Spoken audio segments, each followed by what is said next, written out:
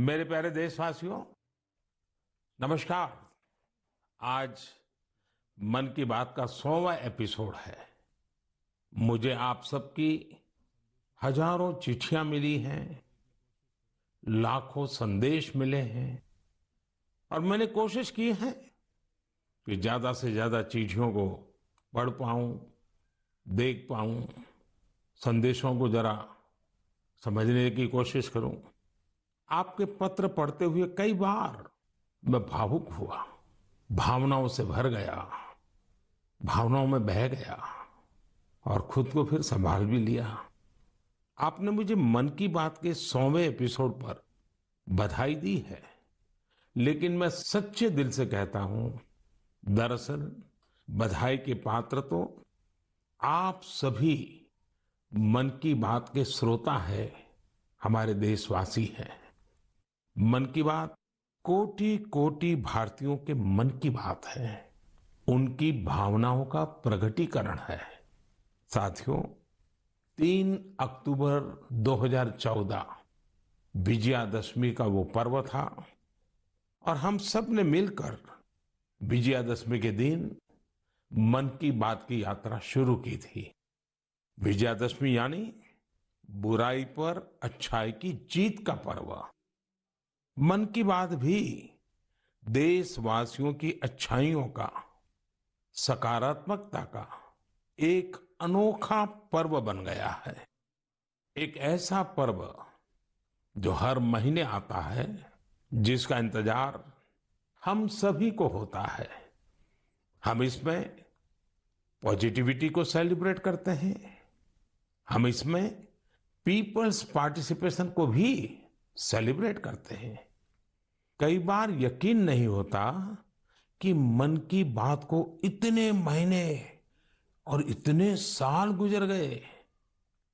हर episode अपने आप में खास रहा।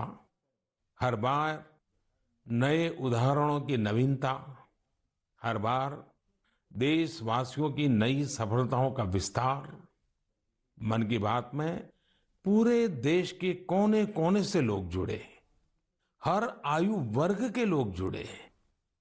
बेटी बचाओ बेटी पढ़ाओ की बात हो, स्वच्छ भारत आंदोलन हो, खादी के प्रति प्रेम हो या प्रकृति की बात, आजादी का अमृत महोत्सव हो या फिर अमृत सरोवर की बात। मन की बात जिस विषय से जुड़ा वो जन आंदोलन बन गया और आप लोगों ने बना दिया। जब मैंने तत्कालीन अमेरिकी राष्ट्रपति बराक ओबामा के साथ साझा मन की बात की थी, तो इसकी चर्चा पूरे विश्व में हुई थी। साथियों, मन की बात मेरे लिए तो दूसरों के गुणों की पूजा करने की तरह ही रहा है। मेरे एक मार्गदर्शक थे, श्री लक्ष्मण राव जी इनामदार। हम उनको वकील साहब कहा करते थे। वो हमेशा कहते थे कि हमें दूसरों के गुणों की पूजा करनी चाहिए। सामने कोई भी हो, आपके साथ का हो, आपका विरोधी हो, हमें उसके अच्छे गुणों को जानने का, उनसे सीखने का प्रयास करना चाहिए।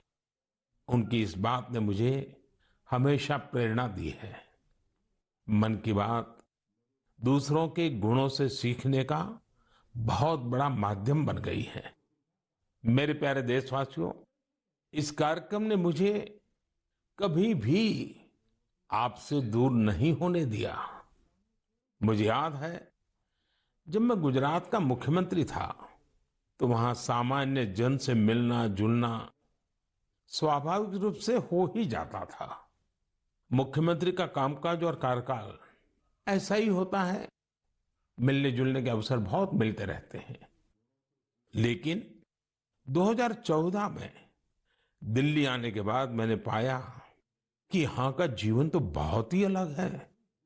काम का स्वरूप अलग, दायित्व अलग, स्थितियां परिस्थितियों के बंधन, सुरक्षा का तामझाम, समय की सीमा। शुरुआती दिनों में कुछ अलग महसूस करता था, खाली खाली सा महसूस करता था। 50 साल पहले मैंने अपना घर इसलिए नहीं छोड़ा था कि एक दिन अपने ही देश के लोगों से संपर्क ही मुश्किल हो जाएगा। जो देशवासी मेरा सब कुछ है, मैं उनसे ही कट करके जी नहीं सकता था। मन की बात ने मुझे इस चुनौती का समाधान दिया, सामान्य मानवी से जुड़ने का रास्ता दिया। पदभार और प्रोटोकॉल व्यवस्था तक ही सीमित रहा और जनभाव कोटि कोटि जनों के साथ मेरे भाव विश्व का अटूट अंग बन गया। हर महीने मैं देश के लोगों के हजारों संदेशों को पढ़ता हूं। हर महीने में देशवासियों के एक से एक अद्भुत स्वरूप के दर्शन करता हूं। मैं देशवासियों के तप त्याग की पराकाष्ठा को देखता हूं, महसूस करता हूं। मुझे लगता ही नहीं है कि मैं आपसे थोड़ा भी दूर हूं। मेरे लिए मन की बात ये एक कार्यक्रम नहीं है। मेरे लिए एक आस्था, पूजा, व्रत है। जैसे लोग ईश्वर की पूजा करने जाते हैं तो प्रसाद की थाल लाते हैं, मेरे लिए मन की बात ईश्वर रूपी जनता जनार्दन के चरणों में प्रसाद की थाल की तरह है। मन की बात मेरे मन की आध्यात्मिक यात्रा बन गया है।